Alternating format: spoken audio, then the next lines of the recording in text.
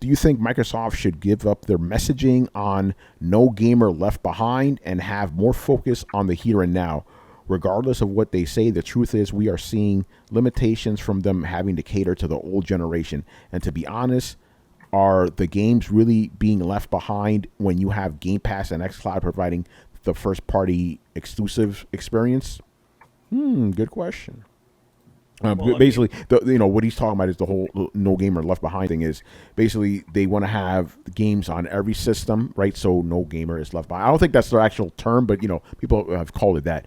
But he has a point there. It's like, okay, if you have an Xbox One, right? Again, this is hypothetical, right? Let's just say you have an Xbox One. There's only games built for Xbox One, right? Because of xCloud and Game Pass, you can still play your old shit, so you don't need to cater to the old generations, So here's the thing though, that whole ethos of no gamer left behind, in 2 years' time, it's done. It's done. Microsoft has said we're going to support all platforms for 2 years.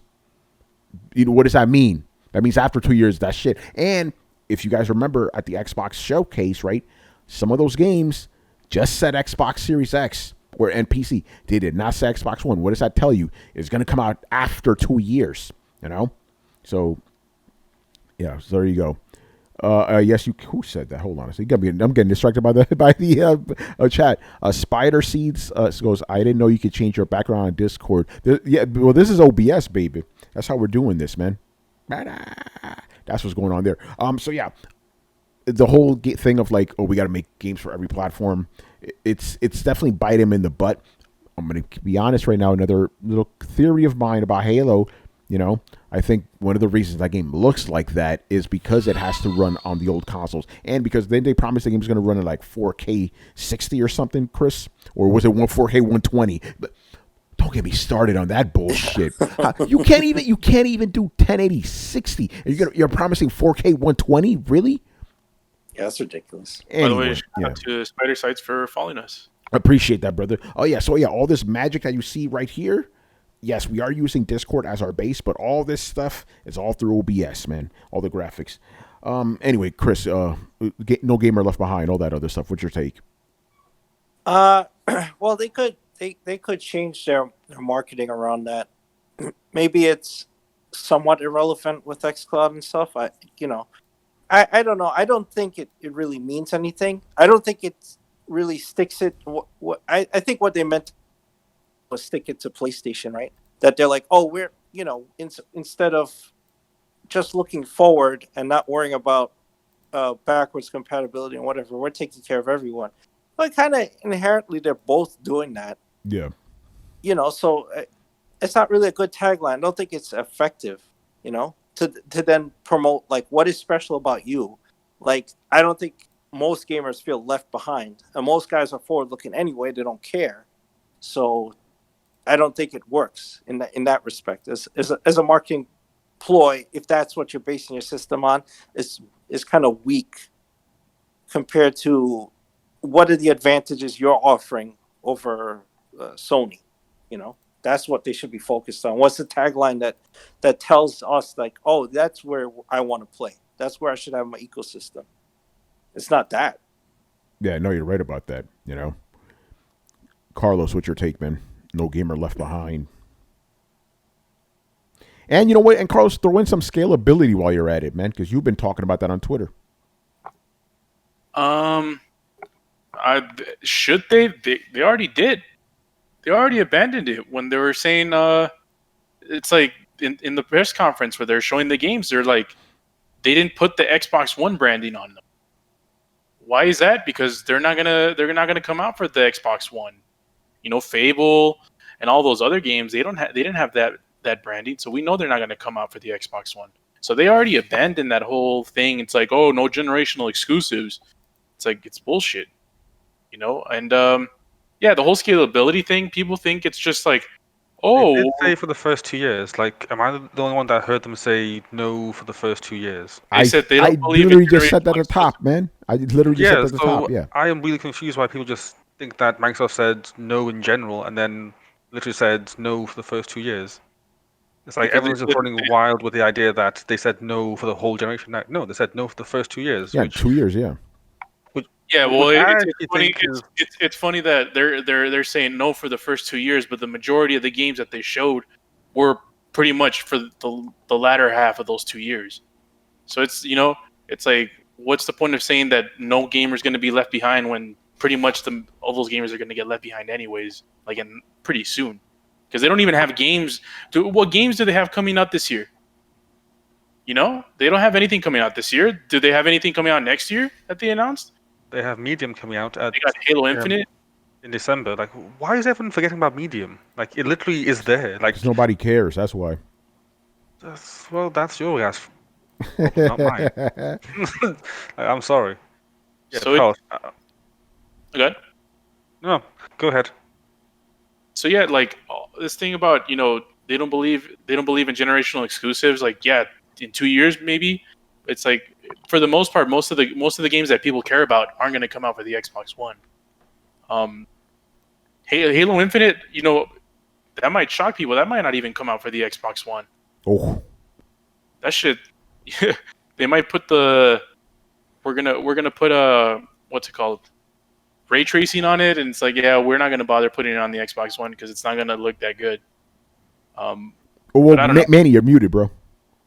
What if this this whole thing, like in the 2 years or whatever, is the amount of time when they actually allow them to get their shit together and make some actual next generation games? Oh, It's Or just games for in goodwill.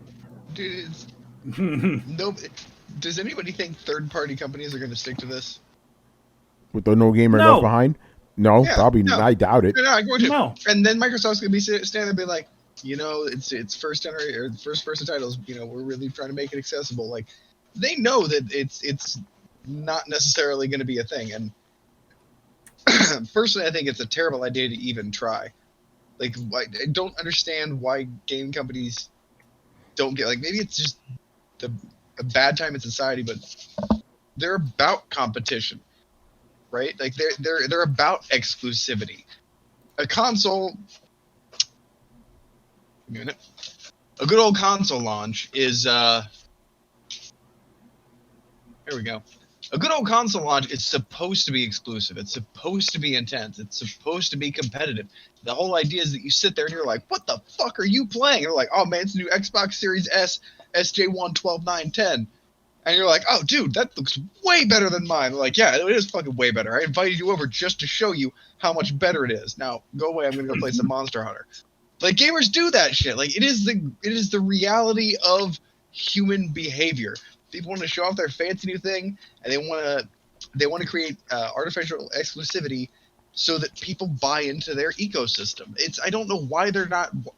They didn't used to try and hide it that way. Like, at least old Xbox was just like, fuck yeah, this is awesome, give me your money, and everyone was like, cool, awesome, here's my money. It was very clear, it was very upfront. Now it's just they're trying to seem nice to gamers without actually acting like or understanding gamers. It's all about the optics now. There's no genuine honesty. Like, I know that they're companies. That's the first response everyone gives me is that they're businesses, but some businesses try to make a connection, and right now nobody's trying. I'm not getting that from any company. I'm just getting a fuck you, kick rocks kind of thing. Well, the reason why they're doing it. It's like they want to maximize the money they make out of every video game they sell.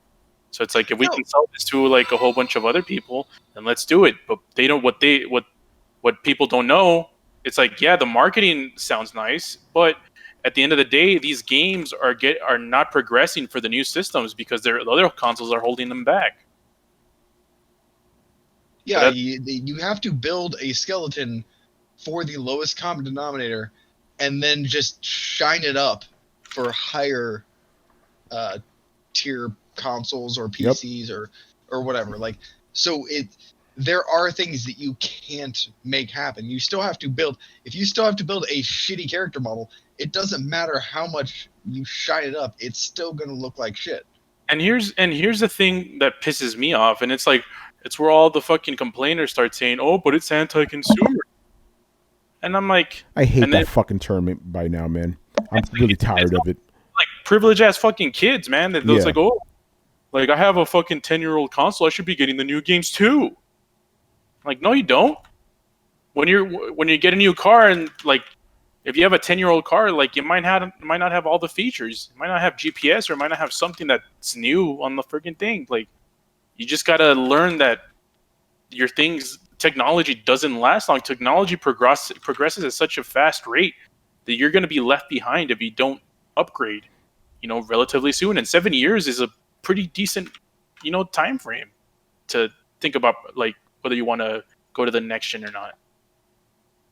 But yeah, anti-consumer talk is, I hate that. It stifles innovation.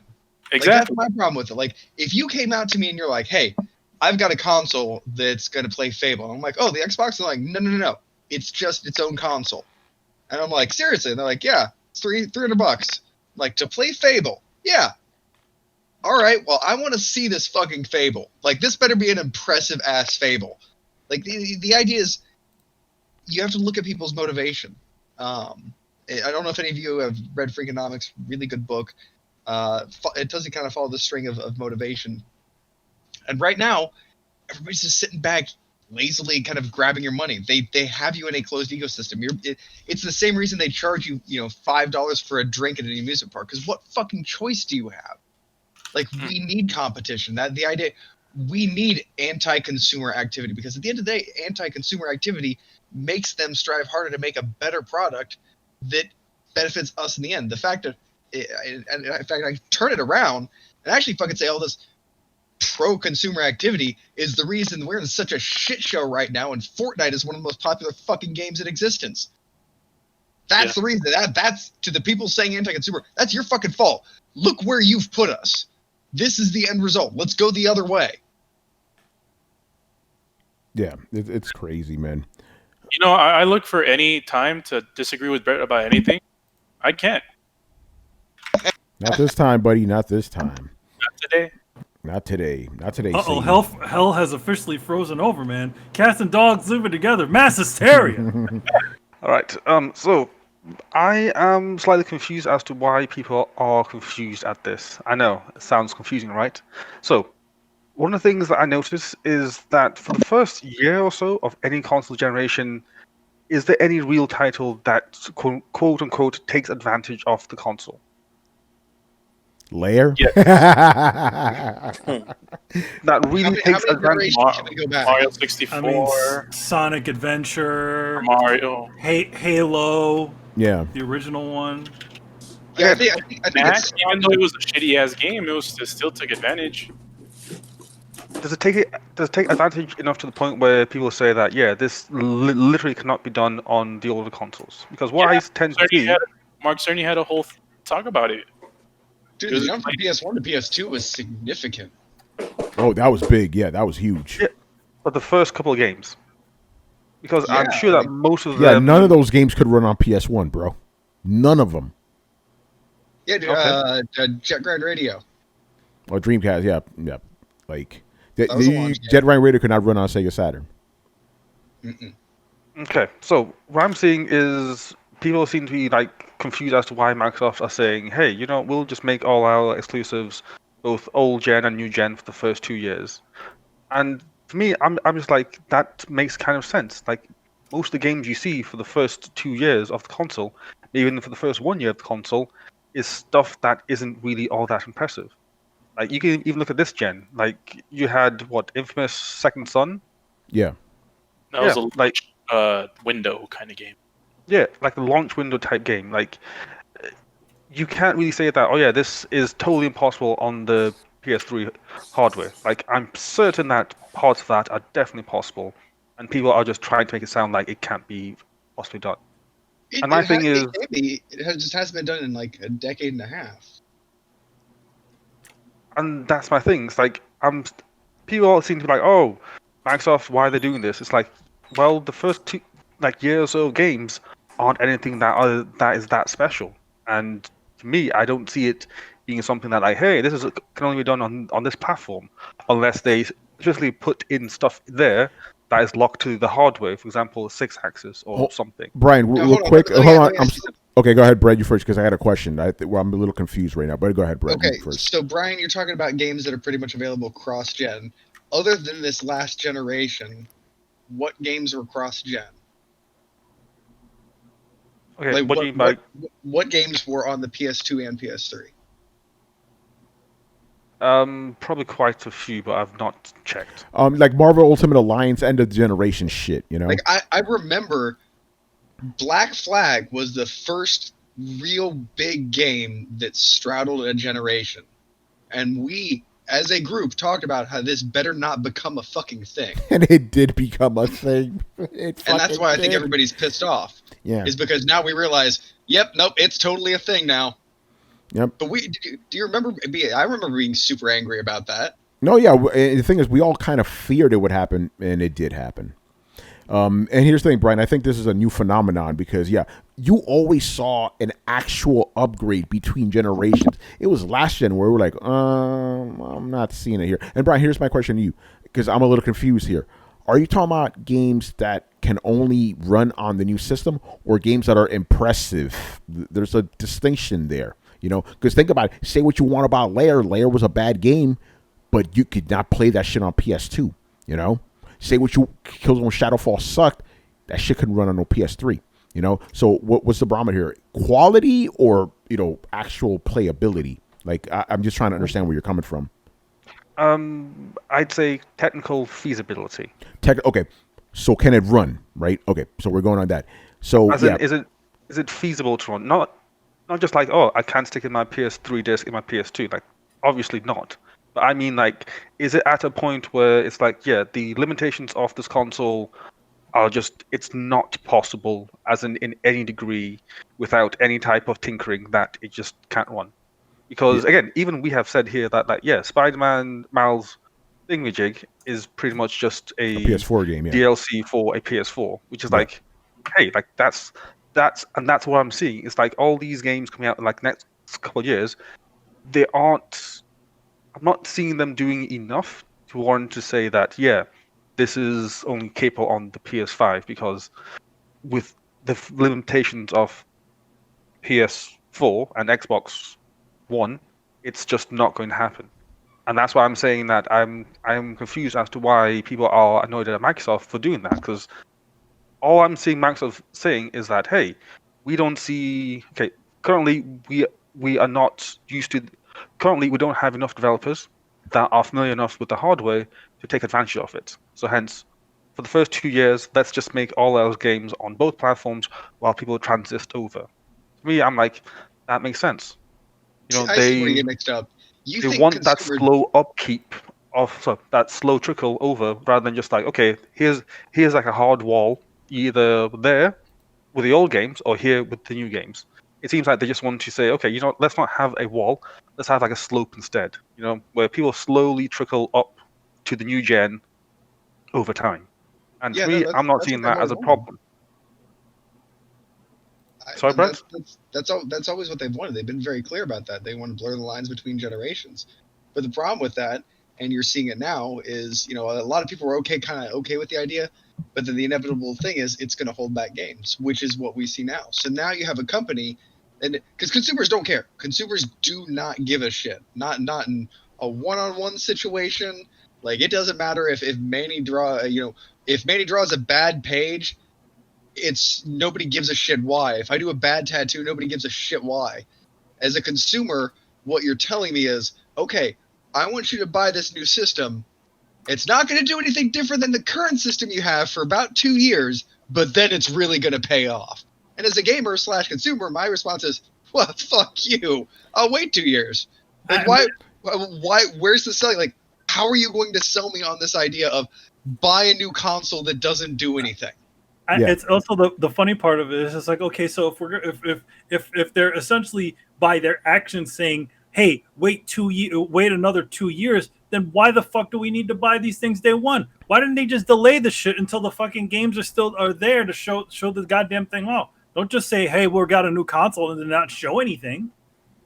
Yeah, here's the thing I want to bring up, Brian. Again, I'm very intrigued by what you're saying. Here's the thing: I don't disagree with what you're saying, but it works only if you count for last gen. Last gen is a weird gen, and I granted it's repeating now, but again, before last gen, right? And this is where the frustration comes from us older guys, right? Before last gen, there was a clear line of demarcation between generations. There was no question you were in the next generation. Even the launch games that didn't look as good, right? They were still light years better than what you had on previous consoles, right? You didn't have people going, oh, why can't I run Super Mario World on my Nintendo? It didn't work like that, you know? Why can't I run Sonic on my fucking Master System? You know, why can't I run Sonic Adventure on my Sega Saturn? Like, there was a clear line of demarcation. We're in the next gen, you're getting left behind, right? But now, because of last gen, and like I said, like Brett said, we started this trend. Hey, you know what? How about we just have games sprinkled out everywhere for the first 2 years, right? So Microsoft's strategy makes sense for the new world. But again, if you're coming at it from the old school, it is frustrating as hell because you're like wanting to get excited for these new systems, but then you see there's no reason to get excited because all the shit you could play on these systems are available on what you have now, you know? So yes, it does make sense to wait for 2 years, but again, we don't want to wait 2 years. We want that shit dope on day one, Dreamcast style, you know, and that's where the frustration comes. But I can understand if you're a younger gamer, you're just used to it. It's like, oh, I guess it's like a phone, you know, you get a minimal upgrade every couple of years, you know. And just a side thing, and I'll let you guys finish off. I guarantee you in 3 years, we're going to get the PlayStation 5 Pro and the Xbox Series XX. It's going to happen. You know, this is how they're going to get you, you know. It's very frustrating, man. All right, any last words?